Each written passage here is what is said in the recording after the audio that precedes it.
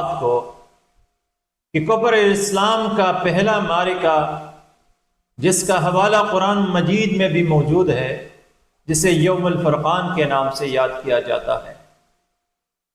کہ کفر اسلام کا پہلا معرکہ غزوہ بدر کا تھا،